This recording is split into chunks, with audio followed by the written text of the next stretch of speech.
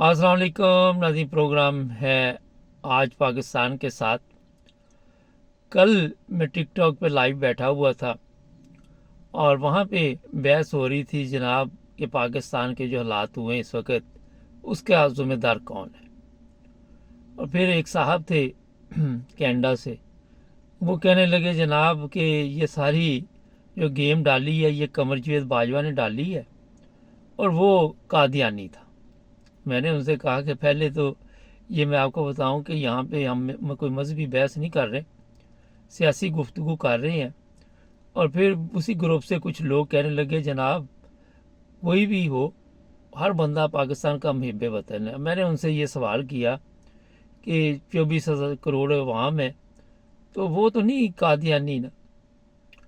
लेकिन इस पर बहरहाल फ़िलहाल हमने उसी वक्त बातचीत बंद कर दी। मगर जो चीज़ें आज इस प्रोग्राम में शामिल करेंगे कि 2 दिन पहले ही अभी 23 मार्च गुजरा है और इसमें मैं आपकी थोड़ा सा इल्म में इजाफा कर दूं कि एक जो भी एक करारदाद के मौके पे अहम किरदार अदा किया वो थे सर ज़फ़रुल्लाह खां।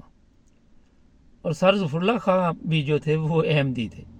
ये बड़ा एक अहम सवाल है और कायद आज़म के बहुत करीबी दोस्त भी थे।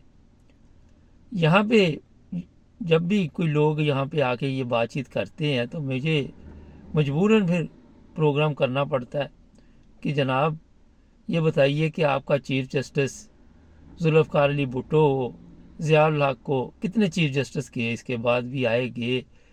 आर्मी के कितने चीफ आए और क्या आर्मी ने आज पाकिस्तान के ऊपर जिस तरह के हालात पैदा किए हुए हैं पहले नहीं थे?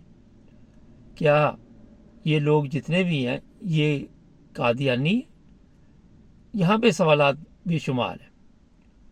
और अगर आप यहाँ पे यूरोप में देखें तो मैं मुख्तलिफ जगह पे देखता हूँ, जर्मनी है, इंग्लैंड है, अमेरिका है, कनाडा है और भी ममालिक हैं कि जब मैंने रिसर्च की तो यहाँ पे भी अहमदी जो है वो पार्लियामेंट में पहुँचे हुए हैं क्योंकि वो यहाँ की शहरियत रखते हैं। अब 24 करोड़ आवाम जो है वो एक तरफ और कमरजावेद बाजवा के ऊपर आप ये कहें जनाब ये कादियानी है।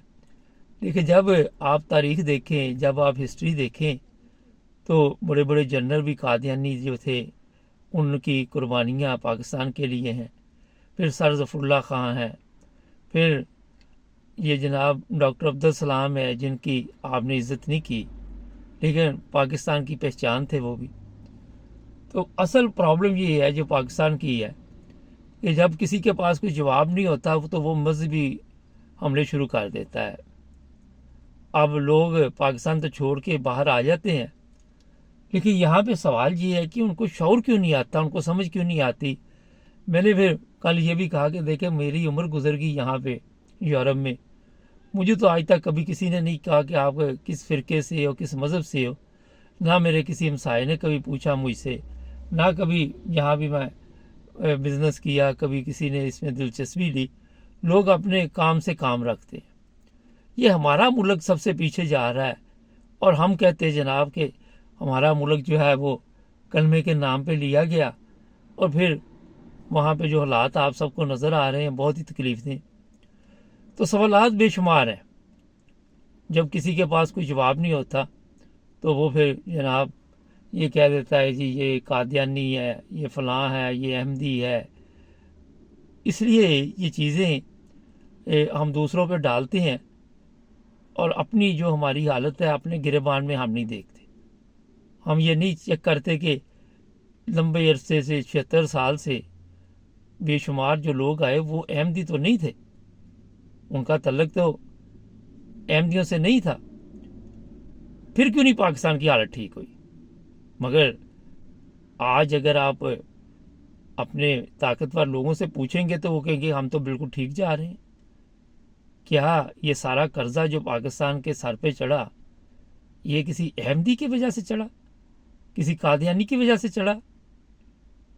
या ये जो महल बने हुए हैं जो नवाज शरीफ के हैं, जरदारी के हैं, ये जाती उमरा है, क्या इस तरह की कोई प्रॉपर्टी अहमदियों की भी है? अगर अहमदियों से आपको समझ आ रही है कि नुकसान पहुंचा पाकिस्तान को, तो सब कुछ तो इनके हाथ में है।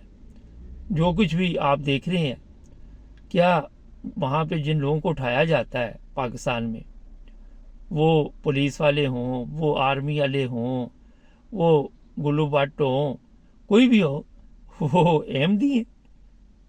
वो कौन लोग हैं?